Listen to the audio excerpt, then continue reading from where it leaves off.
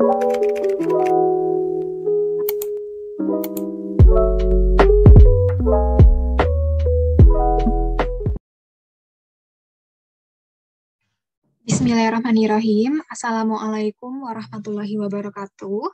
Perkenalkan, saya Dini Winanda dengan NIM 203-1100022 dari Prodi Rekayasa Produk Aplikasi Universitas Teknologi Digital Indonesia. Nah, di video kali ini saya akan membahas tentang database non-relasional. Sebelumnya, di video ini juga kita akan membahas tentang apa itu basis data NoSQL, kemudian jenis basis data NoSQL, contoh database NoSQL, dan juga kesimpulannya.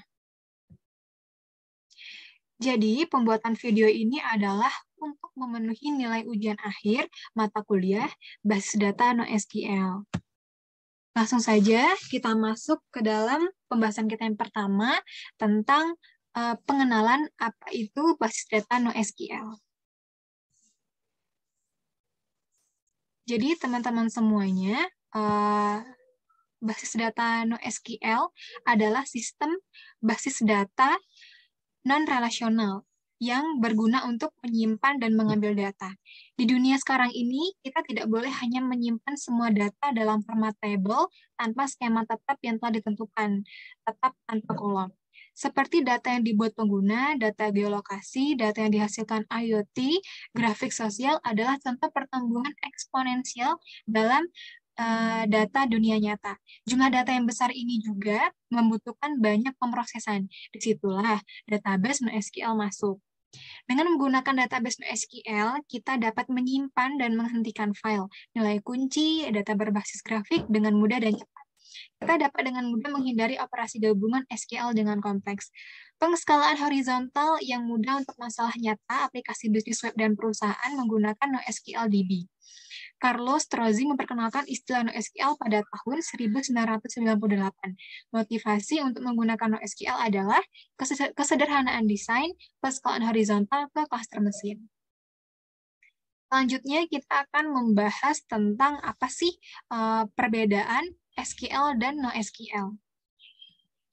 Jadi, untuk NoSQL adalah bahasa query yang tidak memiliki skema dan struktur, sedangkan SQL adalah bahasa query yang terstruktur. Hal ini menyebabkan SQL agak terbatas. Selanjutnya, kita akan membahas tentang jenis-jenis NoSQL.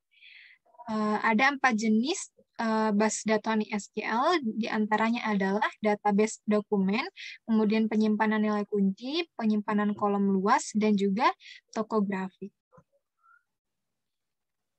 Yang pertama, kita akan membahas tentang database dokumen. Database ini biasanya memasangkan step kunci untuk struktur data kompleks yang disebut dokumen. Dokumen dapat berisi pasangan lari kunci, pasangan nilai kunci, atau bahkan dokumen besaran. Contohnya adalah MongoDB. Kemudian, penyimpanan nilai kunci, setiap item individual disimpan sebagai pasangan nilai kunci. Penyimpanan nilai kunci adalah yang paling sederhana dari semua database NoSQL. Contohnya adalah Redis. Kemudian penyimpanan kolom luas, jenis database ini dioptimalkan untuk query pada kumpulan data besar, dan mereka menyimpan kolom data bersama-sama, bukan garis. Contohnya adalah Cassandra.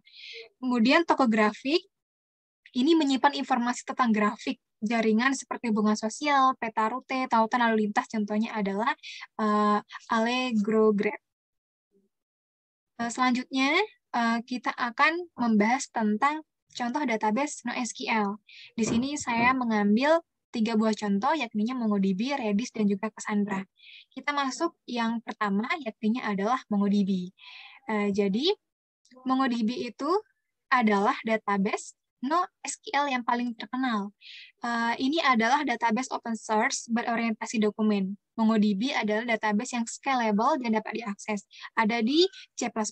MongoDB juga dapat digunakan sebagai sistem file. Di MongoDB, JavaScript dapat digunakan sebagai bahasa query. MongoDB menskalakan secara horizontal dengan menggunakan sharding. Ini sangat berguna dalam kerangka kerja JavaScript populer. Orang-orang sangat menikmati sharding, pencarian berkelanjutan, grafik, dan kemampuan pengurangan peta, performa luar biasa, dan fitur baru menjadikan basis data NoSQL ini jadi nomor 1 bagi sebagian orang. Selanjutnya, kita akan membahas tentang fitur apa saja yang terdapat di dalam MongoDB itu sendiri. Yang pertama adalah memberikan kinerja tinggi, kemudian pecahan otomatis, mendukung replikasi master slave, kemudian berjalan di beberapa server, kemudian data disimpan sebagai dokumen bergaya JSON, kemudian mudah dikelola jika terjadi kegagalan, dan indeks bidang apapun dalam dokumen. Kemudian MongoDB juga memiliki kekurangan dan kelebihan. Kelebihannya sendiri adalah mudah untuk menginstal MongoDB, kemudian MongoDB menyediakan dukungan pelanggan profesional, kemudian mendukung query ad hoc, kemudian basis data berkecepatan tinggi, basis data tanpa skema, basis data skala, dan juga kinerja sangat tinggi. Akan tetapi, MongoDB juga memiliki kekurangan, diantaranya adalah tidak ada dukungan untuk bergabung, kemudian sejumlah data besar, dokumen bersarang terbatas, kemudian meningkatkan penggunaan memori yang tidak perlu. Selanjutnya kita akan membahas tentang Redis.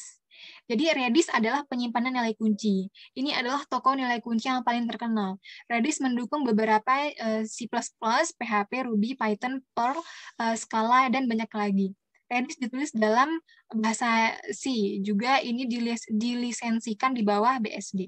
Redis adalah toko nilai kunci yang paling terkenal. Redis ditulis dalam bahasa C, ini dilisensikan di bawah BSD seperti yang telah dijelaskan sebelumnya. Kemudian di Redis ini ada beberapa fitur. Yang pertama adalah failover otomatis, kemudian menyimpan basis datanya sepenuhnya dalam memori, kemudian mereplikasikan data ke sejumlah budak, kemudian kunci memiliki masa pakai terbatas, dan juga mendukung terbitkan atau berlangganan. Redis juga memiliki beberapa kelebihan dan kekurangan. Untuk kelebihannya sendiri adalah mendukung banyak tipe data, kemudian mudah dipasang, berkecepatan tinggi, dan juga operasi bersifat atomik. Sedangkan untuk kekurangan Redis itu sendiri adalah tidak ada dukungan untuk bergabung, pengetahuan luas diperlukan untuk prosedur tersimpan, kemudian kumpulan data harus cocok dengan baik di memori. Selanjutnya, saya akan membahas tentang Cassandra. Jadi Cassandra dikembangkan oleh Facebook untuk pencarian kontak masuk. Cassandra adalah sistem penyimpanan data terdistribusi untuk memproses sejumlah data besar dan terstruktur. Biasanya data ini didistribusikan di banyak server umum. Ada juga dapat menambahkan kapasitas penyimpanan data untuk menjaga layanan kita tetap online, dan kita dapat melakukannya dengan mudah. Karena semua node dalam cluster identik tidak perlu berurusan dengan konfigurasi yang rumit. Cassandra ditulis dalam bahasa Java. Cassandra Query Language atau CQL adalah bahasa seperti SQL untuk query database Cassandra. Oleh karena itu, Cassandra menempati urutan kedua di antara database open source terbaik. Beberapa perusahaan terbesar seperti Facebook, Twitter, Cisco, Twitter, Netflix, dan lain sebagainya juga menggunakan Cassandra ini. Seperti itu.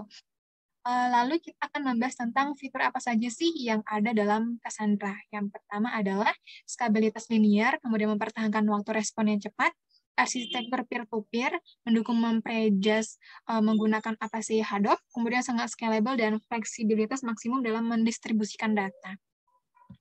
Lalu Cassandra juga memiliki kelebihan dan kekurangan. Untuk kelebihannya sendiri, stabilitas linear dan mempertahankan waktu respon yang cepat, kemudian mendukung properti seperti atomisasi, konsistensi, isolasi, dan daya tahan ACDC, kemudian mendukung map regions menggunakan APC Hadoop, kemudian fleksibilitas maksimum dalam mendistribusikan data, sangat fleksibel, scalable, dan arsitektur peer-to-peer.